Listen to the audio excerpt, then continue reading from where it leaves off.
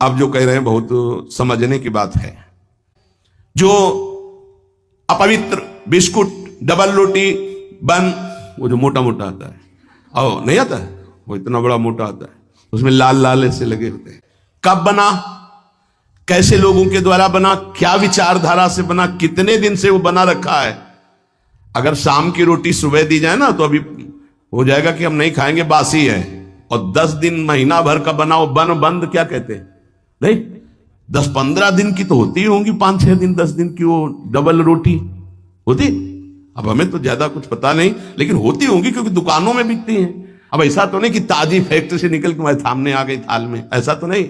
उनमें तुम बासी नहीं देखते हो, उनमें तारीख भले देखते होगे कि एक्सपायर हो गए कि नहीं है।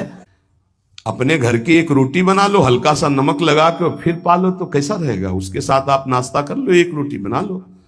ये डबल रोटी की क्या जरूरत है, फिर डबल बुद्धि हो जाएगी, डबल रोटी में बुद्धि डबल हो जाएगी। बन बन होटलों का भोजन, बिस्कुट, डबल रोटी, बन, प्याज लहसुन से बना हुआ भोजन। फिर आगे तो बहुत ही निषिद्ध है, जो अंडा मांस मदिरा आदि का सेवन करते हैं। ये जो लोग ऐसा भोजन करते हैं व्यर्थ में अपने को भजनानंदी और प्रभु प्रेमी बताते हैं। नियमाकुल जिसने स्नान नहीं किया है, जिसके वस्त्र पवित्र नहीं, उसके हाथ का बनाया हुआ भोजन पा रहे हो होटल में, तुम्हारा चित्त शुद्ध हो जाएगा। सात्विक आहार का सेवन करने वाला ही, सात्विक वृत्ति वाला ही आगे भजन में बढ़ता है। जो राजसिक तामसिक भाव वाले पुरुषों के द्वारा बना बनाया भोजन स्पर्श कर लिया जाए तो उसमें रजोगुण तमोगुण आ जाता है। फिर जिनको पवित्रता का ज्ञान नहीं, होटल में खड़े हैं, वो नहाए हैं कि नहीं नहाए, वस्त्र कैसे हैं, उनका विचार कैसा है, वो शौचालय जाके कितनी पवित्रता करते हैं, और दाल रोटी बना करके वो दे रहे हो, आप उसी कुर्सी में वही मांसाहारी पा गया है, वही तुम पा रहे हो, वही मांस बना है, वही तुम्हारा भोजन बना है, दाल रोटी फ्राई।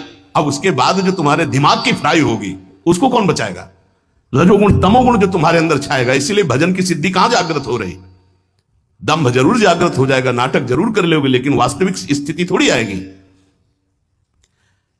भगवत भजन के लिए तामसिक मलिन अपवित्र पदार्थ का सेवन दूर से ही त्याग दे।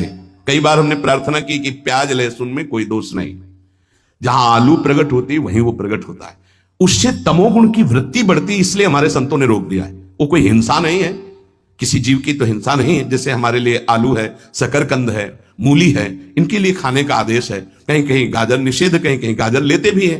अब ये जो प्याज लहसुन है केवल तमोगुण के कारण निषेध, तमोगुण आ जाने पर निद्रा आलस्य प्रमादोत्थम वो भजन में नहीं लग पाए। तो भजन विरोधी वृत्ति का हम त्याग करते, इसलिए हम उस तमोगुण भोजन का त्याग करते। उपासक को भोजन पर विशेष सावधानी। एक काहे को ये सब 20-30 मिनट का खेल है, भूख लगी है, और ये 2 अंगुल की जबान में केवल वो मिनट भर वो जो घुमाया, बस उसी का स्वाद है। गले के नीचे गया और फिर तुरंत उगल दे तो देखने लायक नहीं। बढ़िया जूस पियो, अंगूर अनार और मुसम्मी और सेव का, 2-4 घंटे में बदबूदार लवशंका बना के फेंक दिया। ये मशीन ऐसी गंदी है, केवल भजन बन जाए इसलिए। ये जो चाट चटोरापन है ना, कैसे भजन होगा भाई बताओ। स्वाद तो तुम ले रहे हो गोलगप्पा का, पानी पूरी कहते हैं क्या उसमें।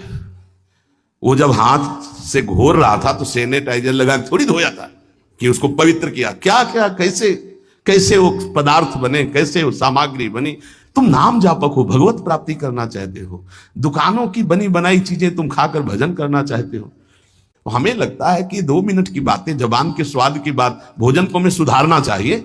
ये चीजें तो साधक को पानी ही नहीं चाहिए। देखो बहुत बढ़िया बात है, जाओ घर, एक परेठा बनाओ, नमक लगाओ, श्री जी को ऐसे अर्पित करो, पालो, बाल भोग आपका बढ़िया हो गया। बढ़िया रोटी बना लो, दाल बना लो, सब्जी बना लो, प्रभु को भोग लगाओ, तो उदर पोषण, सात्विक वृत्ति, भजनानंदी आपका स्वभाव बने। हम भजन करने वालों के लिए कह रहे कि प्रायः जितना सावधान रहोगे भोजन में उतना अच्छा रहेगा। और ये भाई बार बार प्रार्थना करता हूं कि मनुष्य जीवन का कोई भरोसा नहीं, प्रत्येक श्वास खतरे में है। कौन सी श्वास आखिरी है ये पता नहीं।